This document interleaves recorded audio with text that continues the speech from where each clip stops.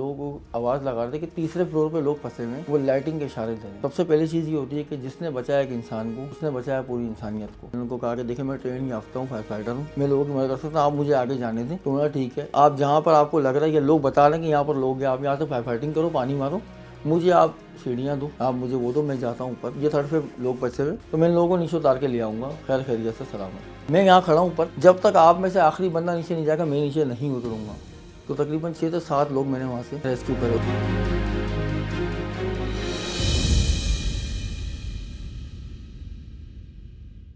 Fire and safety department मेरा शोबा है। 2014 से मैं शोबे से मुंसलिक हूँ। जब से मैं fire and safety services provide करता हुआ आया हूँ प्राइवेट सेक्टर के अंदर। इत्तेफाक ये हुआ कि मैं घर पर आ रहा था तो रास्ते में देखता हूँ मज़ार कायद क्रॉस करने के बाद सामने देखता हूँ धुएं के बादल उठ रहे हैं एक जगह से ना। वहाँ पहुँचा, जाके बाइक लगा के तो फर्स्ट मेरे जहन में वही ख्याल आया लोगों की तरह जिस तरह लोग मोबाइल निकालते हैं कि मैं भी मोबाइल निकालूँ, वीडियो डालूँ कि यार ये यहाँ इस जगह आग लगी, या तो डिपार्टमेंट को या किसी को वो करूँ इंगेज ना। लेकिन मोबाइल निकालते हुए नजर जैसी ऊपर पड़ती है तो लोग आवाज़ लगा रहे थे कि तीसरे फ्लोर पे लोग फंसे हुए हैं, वो लाइटिंग के इशारे दे रहे हैं। जब मैं कोर्स करवाया जाता है सिविल डिफेंस के अंदर, वो 3 चीज़ें हमें बताते हैं। सबसे पहली चीज़ ये होती है कि जिसने बचाया एक इंसान को, उसने बचाया पूरी इंसानियत को। एक इंसान का कत्ल पूरी इंसानियत का कत्ल है, और जो रात कब्र में वो बाहर नहीं है। तो जब मैंने ऊपर वो मंजर देखा तो वो दर्द शायद हम महसूस कर सकें क्योंकि हम इस चीज़ों के बहुत ज़्यादा करीब हैं। तो मैंने ये सोचा कि यार इन लोगों में ना तमाशाई मैं ना बनूं। तो जब मैंने देखा कि ये सिचुएशन है, ऊपर से लोग लाइटिंग मार रहे हैं और पुलिस थी वो लोगों को पीछे धकेल रही थी। मैं देखा इलाके की मोबाइल है, मैंने उनको कहा कि देखिए मैं ट्रेन याफ्ता हूँ, फायर फाइटर हूँ, इस शोबे से मेरा ताल्लुक है, ये मेरा कार्ड है, इतने साल का मेरा एक्सपीरियंस है, मैं लोगों की मदद कर सकता हूँ, आप मुझे आगे जाने दें। तो मेरा ठीक है। इतनी देर में एक फायर टेंडर आता है, फर्स्ट फायर टेंडर आया।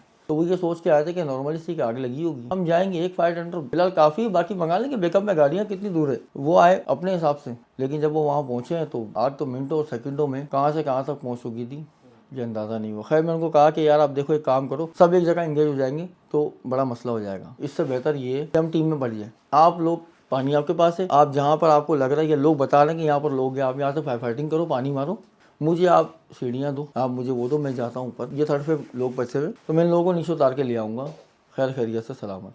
मैं नीचे बैठा हूँ, ट्रेन पर्सन फायर टेंडर के नीचे बैठा हूँ, पानी का वाल खोला है, मैं पूरे कपड़े की मैंने गीले करे, एक रुमाल हमारे जिम में हमेशा मौजूद होता है, वो रुमाल मैंने फर्स्ट एड के तौर पर मुँह बांधा। खैर वो मैंने पहली सीढ़ी लगाई, जमीन से लगाई। सबसे पहले हमारे छपरे जो शेड बने होते हैं, शेड पे गया, शेड मतलब फर्स्ट फ्लोर हो गया। फर्स्ट से गया मैं सेकंड पे, सेकंड से मैं गया थर्ड पर पहुंचा हूँ मैं। जो लाइटिंग मार रहे थे, यहाँ पर इनका छोटी खिड़की थी, इसका ताला तोड़ा है। ताला तोड़ के इनको मैंने कहा कि देखो, तो जाहिर सी बात है हर बंदा बोलता मुझे पहले निकालो, मुझे पहले निकालो। तो मैं देखो हबड़ दबड़ करोगे, सब एक साथ आओगे तो मामला नहीं संभाल पाऊंगा, मैं अकेला बंदा हूँ। एक एक करके मैं यहाँ खड़ा हूँ ऊपर, जब तक आप में से आखिरी बंदा नीचे नहीं जाएगा मैं नीचे नहीं उतरूंगा। जो ज़्यादा क्रिटिकल कंडीशन में तो सांस नहीं आना, रुका हुआ है, वो ठीक है, बाकी लोग नीचे बैठ जाओ क्योंकि धुआं जमीन से 4 फीट हमेशा ऊपर होगा जहाँ भी आग लगती है। जब आप देखते हो एक बंदा उतर जाता है, मैं आपको यहाँ से आवाज़ मारूंगा या आप खुद देख लो, क्योंकि कॉन्टैक्ट नहीं हो पाएगा क्योंकि इतना धुआं था। आपने तरीके से एक करके उतरते जाना है। तो उसमें काफ़ी सारे लोग उतर के भी आए। जो आखिरी के जो 2 लोग थे, एक जिसमें से बिल्कुल अनकॉन्शियस हो चुका था, वो जैसे ही नीचे आया तो खैर कंट्रोल जितना मैं कर सकता मैंने किया। मेरी कोशिश ये थी कि मैं उसको इस पर्दी पे बिठा लूं, लेकिन वो बस आखिरी में फिर वही होता ना, बंदा बोलता कि मेरा हाथ टूटे, पाँव टूटे, मेरी जान बच जाए। खैर उसने मेरे से हाथ छुड़ा के जंप नीचे उसने लगा दी, जिसकी वजह से जो बंदा उतरा, नॉर्मली उतरा था, आपने देखा होगा, बंदा जो उतर रहा था वो भी गिरा उसकी वजह से। नीचे पीछे दूसरी फायर ब्रिगेड जब तक पहुंच चुकी थी मेरी मदद के लिए, तो मैं उनको कहा कि आप वक्फे वक्फे से ना मुझे पानी मारते रहो, शावरिंग करते रहो, ताकि जो लोगों को मैं रेस्क्यू कर रहा हूँ, एक तो मुझे भी रेस्ट मिले और उनको थोड़ा सा आसरा होना कि हाँ पीछे हमें बचाने वाले हैं। पानी लगेगा, थोड़ा जिस्म का टेम्परेचर नॉर्मल होगा, थोड़ा सा उनकी जान में जान आएगी, हिम्मत आएगी कि हाँ ये जो भाई ने बोला है ये बात सही बोली है, गलत नहीं बोली है। तो तकरीबन 6 से 7 लोग मैंने वहाँ से रेस्क्यू करे। उसके बाद जब सीढ़ी गिर गई मैं ऊपर फंस गया, फिर उन्होंने दूसरी सीढ़ी लगाई मेरे लिए, फिर उसके बाद मैं उतरा हूँ नीचे। जब मैं नीचे उतरा हूँ तो पता लगा बिल्कुल एंड में रिम्बा प्लाजा के साथ वाली खिड़की है, वहाँ की भी एक वीडियो ऐसी थी, वो लाइटिंग मार रहे थे। उनको कहा गया कि आप छत की तरफ भागो, आप छत से निकल जाओ, अगर आपको रास्ता मिलता है रैम्प के जरिए। उनसे 3 फायर ब्लैंकेट लेके मैं गया हूँ छत पर। जब छत पर गया हूँ तो छत पर इस पर ज़्यादा बुरी कंडीशन थी और कुछ लोग थे जो छुप के दीवार के साथ बैठे हुए थे। वहाँ जाके उनको आवाज़ मारी, खैर 4 लोग थे, कंडीशन उनकी भी बहुत ज़्यादा आउट थी। उनको खैर वहाँ से निकाला।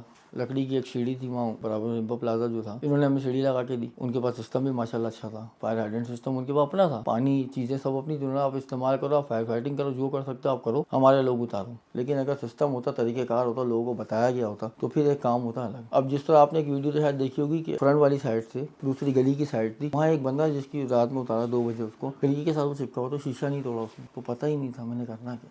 वो बेचारा वहीं फंसा रह गया खिड़की के साथ ही, वहाँ से लाइटिंग मार के इशारा करके वो जिनको रेस्क्यू करे। एक बच्चा था उसमें से जिसकी परसों मेरी मुलाकात हुई है रात में ना, वो बच्चा आके मुझसे ना चिपक गया, पूरा कांपने लगा, उसने पूरा जिस्म मेरा ना, बेटा खैरियत है, क्या हो गया? बोला अंकल आप वो हो जिसने मुझे और मेरे पापा को बचाया, मैं हाफिज़ कुरान हूँ। और मैं जम करने लगा था। वाली साहब ने बोला कि ये जम करने लगा, मैं उसको बोला नहीं बेटा, अल्लाह पाक हमारी मदद करेगा और अल्लाह पाक ने आपको फरिश्ता बना के भेजा हमारे लिए। फायर अलार्म सिस्टम होता है तो हम जब वहाँ जॉब करते हैं, जब हम एक कंट्रोल रूम होता है, वहाँ पर एक टीम होती है, स्मोक डिटेक्टर लगे होते हैं पूरी फैक्ट्री में या इस तरह मॉल में ना। जैसे ही उसमें स्मोक जाएगा वो डायरेक्ट आपको करेगा इस फ्लोर पे, इस डिवाइस में या इस रूम में फायर की कॉल आई है, सेफ्टी डिपार्टमेंट की दौड़े लग गई, पूरी फैक्ट्री में आपकी या पूरे मॉल में आपके अलार्म बजना शुरू हो जाएंगे। जो बंदा बैठा हुआ कंट्रोल रूम में आपकी, पूरे मॉल का सीसीटीवी की आ रही रिकॉर्डिंग, ठीक है, वो वहाँ से अनाउंसमेंट करेगा। उसके बाद वो पब्लिक एडिसिबल सिस्टम, पीए सिस्टम जिसको हम कहते हैं, वो अनाउंसमेंट करेगा कि जी सेकंड फ्लोर पे 52 नंबर दुकान में आग लग गई है, तो आप मेहरबानी करके 53 के बाद इस तरफ निकल जाए पब्लिक और 51 से पहले 51 से पहले इधर निकल जाए पब्लिक। उसके लिए होते हैं इमरजेंसी एग्जिट, इमरजेंसी लाइट्स। ऐसा कुछ भी नहीं था। इमरजेंसी लाइट्स होती हैं, जिस तरह आग लगी इन्होंने बहुत सा काम करा कि लाइट बंद करा दी। लाइट बंद तो करा दी आपने कि आग मजीद ना पहले शॉर्ट सर्किट ना हो, लेकिन लाइट बंद करने के बाद आपके पास हल क्या था? लाइट बंद हुई, जिनके मोबाइल तो पूरा ठीक था, बाकी तो अंधे हो गए ना सारे। टकरे मारी लोगों ने आपस में, किसी को समझ में नहीं आया। अब कौन कहाँ गया किसी को नहीं पता। दूसरी चीज़, अगर ट्रेन लोग होते तो इतनी बड़ी आग लगी थी तो आपको क्या बताते कि बेटा आप नीचे सब बैठ जाओ, नीचे बैठ के सब क्रॉलिंग करते हुए आप आ जाओ, क्योंकि 4 फीट धुआं है, उसके नीचे आपको दिख रहा है, आपको सांस भी आ रहा है, आपको दिख भी रहा है मैं निकल कहाँ रहा हूँ, तो आप उस एरो की मदद से बाहर निकल सकते थे। लेकिन ऐसा कोई सिस्टम, कोई सीन ही नहीं था इनके पास। फिर तीसरी आती वही हमारी गवर्नमेंट वाली सीन, जो सुबह 5 बजे सीन हुआ हमारे साथ। जब मैं नीचे उतर के आऊँ तो एहतजाज वहाँ शुरू हो गया, एक अजीब तूफान बदतमीजी लग गई कि जी पानी खत्म हो गया, ये हो गया। अब जिनके नहीं बच पाए प्यारे ना, वो शिकवा तो करते ना कि बेटा हमारा वहाँ है, आप तो जा सकते हो ना, आपकी जो रिसोर्सेज है आपको तो मना भी नहीं करेंगे, बेटा एक दफ़ा जाके देख के आ जाओ, क्या पता मेरे बच्चे की हड्डी ही मिल जाए, क्या पता मेरे बेटे को कुछ ऐसी चीज़ मिल जाए। तो फिर आप उनको क्या जवाब दोगे? वो फिर आप घर पहुंचते हैं जब फिर मेंटली तौर पे आप वैसे डिस्टर्ब होते हैं।